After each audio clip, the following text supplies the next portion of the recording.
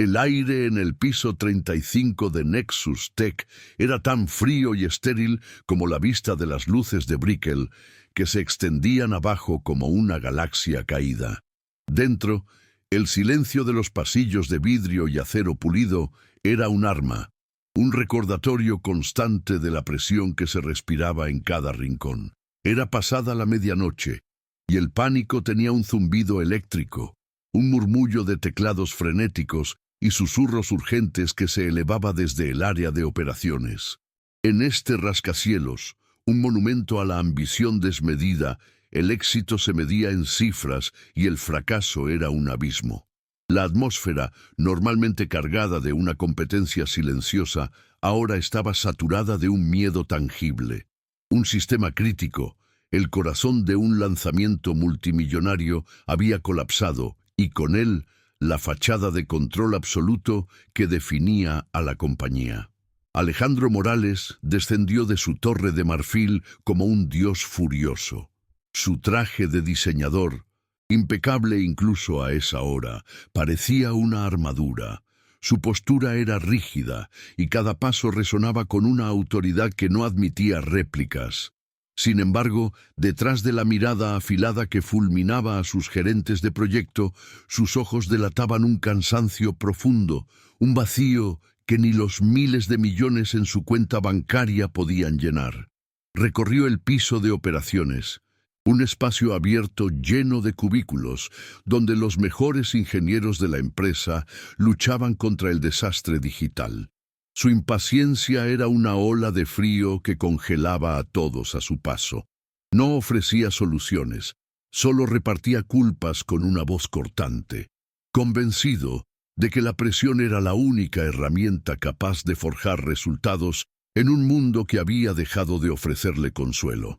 En medio del caos controlado, en un cubículo modesto apartado del epicentro del pánico, estaba Isabela Reyes. A sus 25 años parecía fuera de lugar, una nota de calidez en una sinfonía de acero. Su ropa era sencilla pero pulcra, y a diferencia de sus colegas, cuyo rostro reflejaba el estrés, el suyo mostraba una concentración absoluta.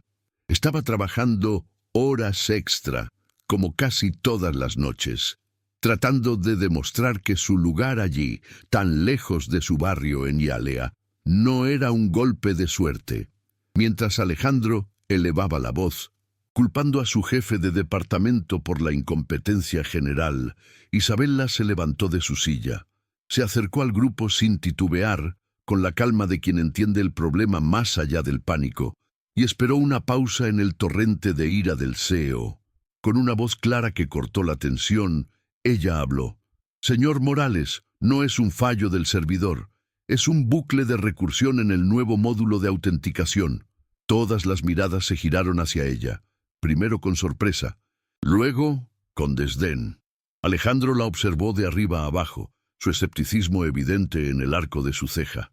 «¿Y quién es usted para interrumpir?», preguntó, su tono goteando desprecio, como si su sola presencia fuera una impertinencia. Isabela no se inmutó. Explicó con una lógica impecable el error que todos habían pasado por alto y propuso una solución que era tan elegante como no convencional. Por un instante, el silencio se apoderó de la sala. La humillación flotaba en el aire, pero la desesperación era más fuerte. Con un gesto de fastidio, Alejandro le espetó: «Hágalo, pero si esto no funciona en una hora, recoja sus cosas». La amenaza de Alejandro quedó suspendida en el aire, cargada de un peso que silenció por completo el zumbido de los teclados. Isabela asintió, una sola vez, y se dirigió a la terminal principal. Sus dedos volaron sobre el teclado, no con la desesperación frenética de sus colegas, sino con la precisión de un cirujano. Cada línea de código que escribía era una respuesta, una pieza del rompecabezas que solo ella había visto. El resto del equipo la observaba, una mezcla de esperanza y envidia en sus rostros. Menos de 40 minutos después, la pantalla principal parpadeó, pasando del rojo de error crítico al verde estable. Un suspiro colectivo de alivio recorrió la sala, pero Alejandro no dijo nada. Simplemente observó desde lejos cómo Isabela aceptaba un abrazo de un compañero y compartía con él un trozo de pizza fría que alguien había dejado. En su risa cansada pero genuina, él vio un tipo de riqueza que no entendía. Ver una injusticia así, donde el mérito es opacado por el prejuicio, duele profundamente, y si quieres ayudarnos a seguir contando estas historias de dignidad silenciosa, tu suscripción nos da la fuerza para hacerlo. Alejandro se retiró a su oficina en el último piso, un santuario de vidrio y soledad con vistas a una ciudad que parecía pertenecerle. El éxito de esa noche no le trajo ninguna satisfacción, solo un eco más profundo de su propio vacío. Miró las obras de arte carísimas que adornaban sus paredes, los muebles de diseño que no ofrecían consuelo y el teléfono silencioso que ya no recibía llamadas de la mujer que una vez prometió amar. El divorcio lo había despojado de algo más que dinero. Le había robado la capacidad de confiar, dejando una cicatriz de cinismo que ahora definía cada una de sus interacciones. Recordó las acusaciones de su exesposa, palabras que lo pintaban como un hombre incapaz de sentir, una máquina de generar ganancias. Esa noche, viendo la simple humanidad de Isabela, se preguntó por primera vez si ella tenía razón, si se había convertido en un fantasma habitando la cima de su propio imperio. Mientras tanto, Isabela comenzaba su largo viaje de regreso a casa. El trayecto era un descenso literal y figurado, desde los pináculos de poder de Brickell hasta las calles vibrantes y bulliciosas de Hialeah. Cambió el frío aire acondicionado del rascacielos por la cálida y húmeda brisa de Miami que entraba por la ventana del autobús. Los sonidos también cambiaban. El murmullo corporativo se desvanecía, reemplazado por el ritmo de la salsa que salía de las radios de los carros. Las conversaciones en español a todo volumen y el aroma a café cubano y pastelitos de guayaba que flotaba en el aire. Este era su mundo. Un lugar donde el valor de una persona no se medía por el título en una tarjeta de presentación, sino por la fuerza de sus lazos familiares y la resiliencia de su espíritu. Cada parada del autobús la acercaba más a la fuente de su verdadera fortaleza, lejos del juicio silencioso de Nexus Tech. Su apartamento era pequeño y modesto, pero estaba impecablemente limpio y lleno de vida. Su abuela la esperaba despierta, con un plato de comida caliente y una mirada que mezclaba preocupación y orgullo. Mientras Isabela comía, le contaba a la anciana sobre su día, omitiendo la humillación y centrándose en el desafío técnico que había resuelto. No hablaba de la arrogancia de su jefe, ni de las miradas escépticas de sus compañeros, sino de la belleza de encontrar una solución elegante en un mar de caos. Para ella, el trabajo no era una escalera hacia el poder o la riqueza, sino una forma de honrar el sacrificio de su familia, de demostrar que la niña de Hialeah, que aprendió a programar con una computadora de segunda mano, merecía su lugar en ese mundo de cristal. Su motivación era pura: darles a los suyos una vida mejor y enorgullecerlos. Al día siguiente, el ambiente en la oficina había cambiado. El pánico se había disipado, pero en su lugar había una tensión diferente. Los mismos ingenieros que la habían ignorado ahora la miraban de reojo, susurrando en los pasillos. Algunos le ofrecían un respeto a regañadientes, pero otros dejaban entrever su escepticismo. Los rumores comenzaron a circular, pintando su hazaña no como un acto de brillantez, sino como un golpe de suerte o, peor aún, como una estrategia para llamar la atención. Isabela sintió el prejuicio velado en cada conversación de la que era sutilmente excluida, en cada pregunta que ponía en duda su método. Comprendió que en ese entorno, ser diferente, venir de donde venía, significaba que sus logros siempre serían examinados bajo una lupa de desconfianza. Su victoria técnica se había convertido, paradójicamente, en el inicio de su aislamiento social, Intrigado y confundido por sus propias reacciones, Alejandro comenzó a observar a Isabela. Rompiendo con el protocolo, la convocó a una reunión estratégica con sus directores de alto nivel, bajo el pretexto de necesitar una perspectiva técnica sobre un nuevo proyecto. Los ejecutivos, hombres mayores con trajes costosos, la miraron con sorpresa cuando entró en la sala de juntas. Durante la reunión, Alejandro le dirigió una pregunta compleja, esperando verla flaquear bajo la presión. Pero ella respondió con una calma y una claridad que desarmaron a todos. No usó jerga para impresionar, sino un lenguaje sencillo y lógico que iba directo al corazón del problema. Él no solo vio su inteligencia, sino también una ausencia total de ego. Ella no estaba allí para demostrar que era la más lista, sino para colaborar y resolver el problema, una cualidad que él rara vez encontraba. Una noche, semanas después, ambos se quedaron trabajando hasta tarde, una ocurrencia común para los dos. El piso estaba en silencio, solo iluminado por el brillo de sus monitores. Agotado, Alejandro se frotó los ojos y miró por la ventana el tapiz de luces de la ciudad. Con un suspiro, se desahogó sin pensar, dirigiéndose más a sí mismo que a ella. «Miles de millones de dólares moviéndose ahí abajo», dijo con un tono cansado. «Y a veces me pregunto si algo de esto realmente importa». Era la primera grieta que mostraba en su armadura, una confesión de su profunda fatiga existencial. Fue en ese momento de vulnerabilidad que algo comenzó a cambiar dentro de él, un anhelo de encontrar un propósito más allá de las cifras. Es increíble cómo un instante de honestidad puede abrir una puerta al alma. Y si estas historias de conexión te inspiran, suscríbete para que podamos seguir explorando juntos estos momentos de humanidad.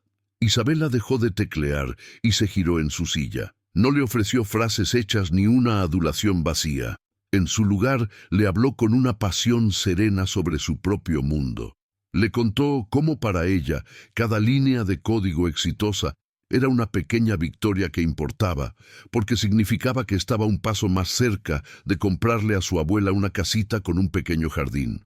Le habló de la alegría de las cenas familiares de los domingos, del orgullo que sentía su comunidad por sus logros y de cómo sus sueños no eran de imperios y legados, sino de seguridad, amor y la simple satisfacción de un trabajo bien hecho. Su perspectiva era un antídoto directo al cinismo de Alejandro. Por primera vez en años, alguien le presentaba una definición de éxito que no tenía que ver con el poder o el estatus, sino con la conexión y el propósito humano. Las palabras de Isabela resonaron en el silencio de la oficina y en el vacío del corazón de Alejandro. Se sintió desarmado por su autenticidad. Era la primera vez en una década que mantenía una conversación con alguien que no parecía querer algo de él, ni su dinero, ni su influencia, ni su aprobación. Ella simplemente le había ofrecido su verdad. En ese instante, tomó una decisión impulsiva, una que iba en contra de todas las reglas que se había autoimpuesto. «Isabela», dijo, su voz un poco torpe, «me gustaría invitarte a cenar, no como tu jefe, solo como Alejandro». La sorpresa en el rostro de ella fue evidente, seguida de una breve vacilación.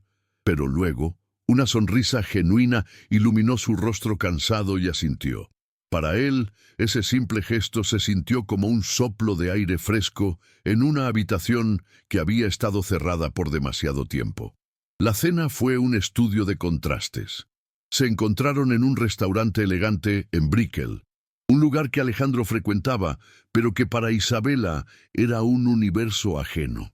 Al principio, la conversación fue rígida, atrapada entre la dinámica de jefe y empleada.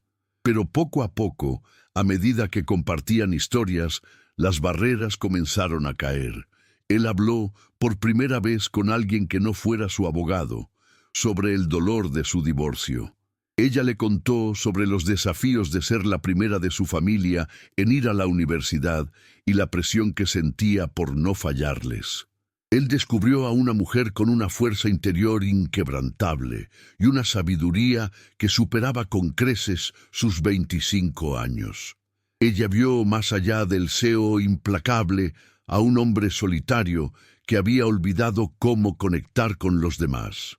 A pesar de la creciente conexión, la mente de Alejandro era un campo de batalla. Cada vez que se permitía sentir algo por ella, el fantasma de su matrimonio fallido aparecía para envenenar el momento.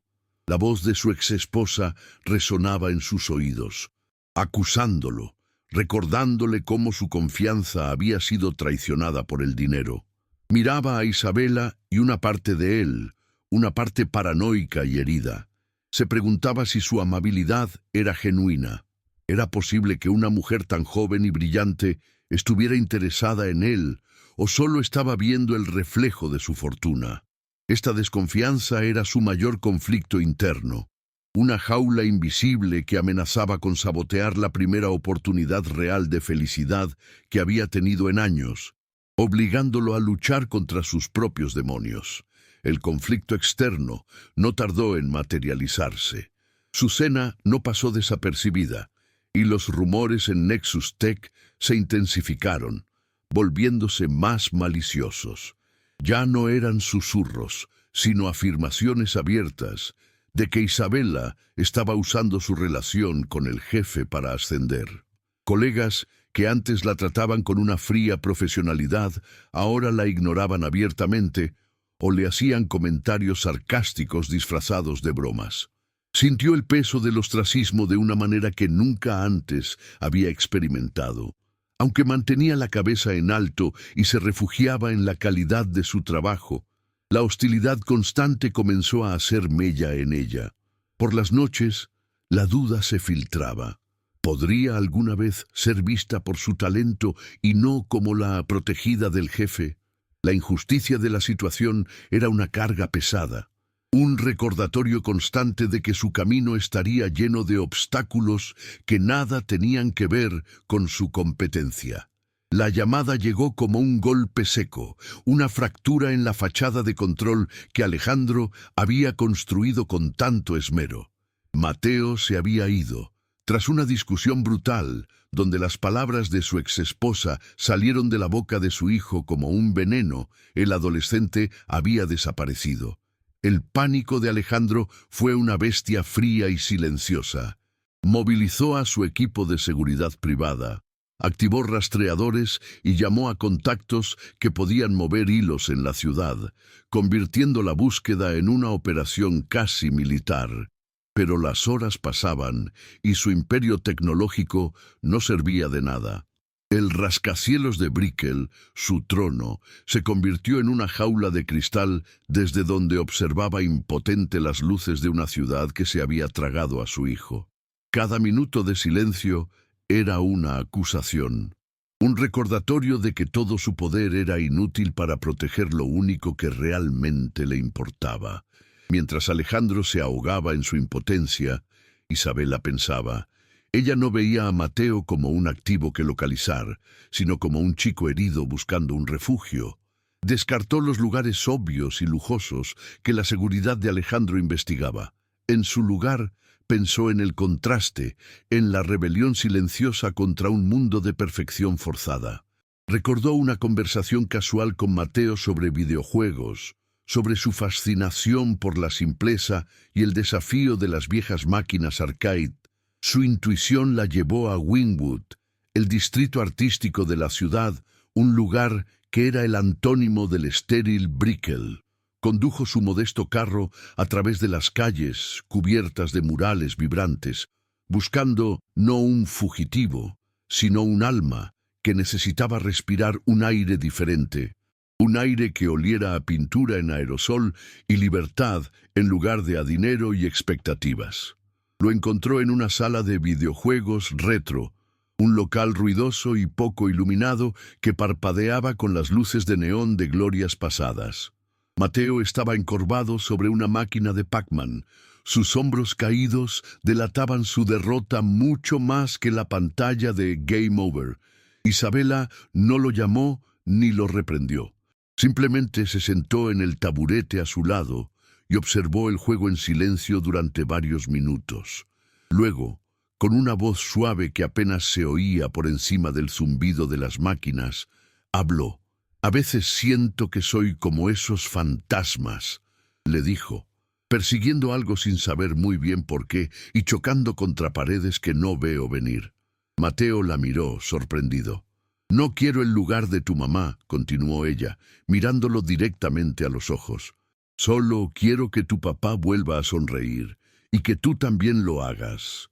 Justo en ese momento, Alejandro irrumpió en el local, con el rostro desencajado por la ansiedad. Se detuvo en seco al ver la escena. No había un enfrentamiento, no había tensión. Solo a su hijo y a la mujer que amaba, sentados uno al lado del otro bajo la luz parpadeante de un videojuego, compartiendo un momento de vulnerabilidad tan puro que le cortó la respiración. Vio las lágrimas silenciosas en los ojos de Mateo y la mano de Isabela descansando suavemente sobre su hombro, un gesto no de posesión, sino de consuelo. En ese instante, todas las dudas sembradas por su divorcio, toda la paranoia que lo había atormentado, se desvanecieron como el humo. Comprendió que el amor de Isabela no era una amenaza para su familia. Era el pegamento que podía volver a unir las piezas rotas. Se acercó lentamente, su presencia llenando el pequeño espacio. Mateo levantó la vista, esperando la furia de su padre, pero en su lugar encontró una expresión de profundo arrepentimiento. «Perdóname, hijo», dijo Alejandro, su voz quebrada por la emoción. «Te he fallado». Luego se giró hacia Isabela, cuyos ojos brillaban con una mezcla de sorpresa y compasión. Tomó su mano, sin importarle el suelo pegajoso ni el ruido ensordecedor de la sala. Allí, en el lugar más improbable, frente al testigo más importante de su vida, superó su último miedo.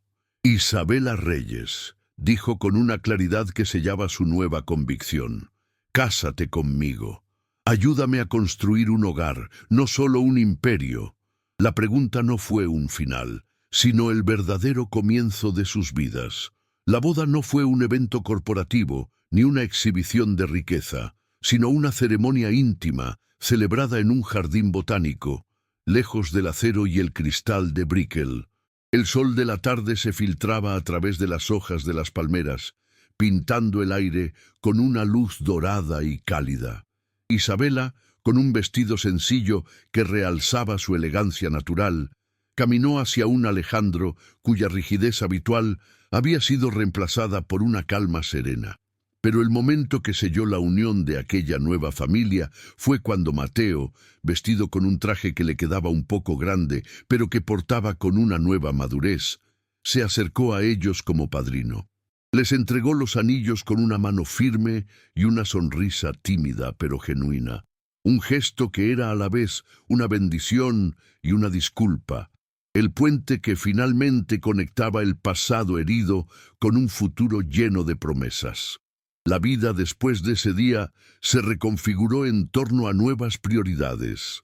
Alejandro aprendió a dejar la oficina a una hora razonable, cambiando las reuniones nocturnas por cenas familiares, donde las risas de Isabela y las conversaciones con Mateo llenaban el silencio que antes lo atormentaba. Descubrió que el verdadero control no estaba en dominar un mercado, sino en estar presente para los suyos. Isabela, por su parte, ascendió a un puesto de liderazgo en Nexus Tech, no por su nuevo apellido, sino por un proyecto innovador que ella misma diseñó y ejecutó, ganándose el respeto incondicional de sus colegas. Su autoridad no provenía de la imposición, sino de la misma competencia tranquila y la empatía que la habían definido desde el primer día, demostrando que el talento no tiene código postal y que la integridad es el activo más valioso de todos. Juntos, transformaron su historia personal en un legado de oportunidad. Crearon la Fundación Puente, una organización financiada íntegramente por Nexus Tech, dedicada a ofrecer becas universitarias y programas de mentoría a jóvenes talentosos de comunidades desfavorecidas de Miami. El programa no solo cubría los gastos académicos, sino que también asignaba a cada becario un mentor dentro de la empresa, creando una red de apoyo que Isabela nunca tuvo. Ya no se trataba solo de su viaje, sino de construir un camino más fácil para los que venían detrás. Alejandro entendió que su verdadero imperio no se mediría en acciones o edificios, sino en las vidas que pudiera tocar, en el impacto humano que dejara en el mundo, convirtiendo el cinismo de su pasado en un motor de cambio positivo y duradero. 3 años después, en un parque bañado por el sol de un sábado, la imagen de su nueva vida era de una felicidad palpable y serena. Alejandro, vestido con jeans y una camiseta, empujaba suavemente un columpio donde su pequeña hija, Sofía, soltaba carcajadas que eran música para sus oídos. A pocos metros, Mateo, ahora un joven universitario seguro de sí mismo, le lanzaba una pelota de fútbol a su hermana, compartiendo una complicidad que había nacido de la aceptación y el cariño. Isabela los observaba desde una manta de picnic, con una sonrisa que contenía toda la paz del mundo. Ya no había rascacielos imponentes ni fantasmas del pasado, solo el presente luminoso de una familia reconstruida. Ver cómo el amor puede sanar y construir algo tan hermoso es un recordatorio poderoso. Y si quieres seguir siendo testigo de estas transformaciones, tu suscripción hace posible que estas historias de esperanza sigan siendo contadas.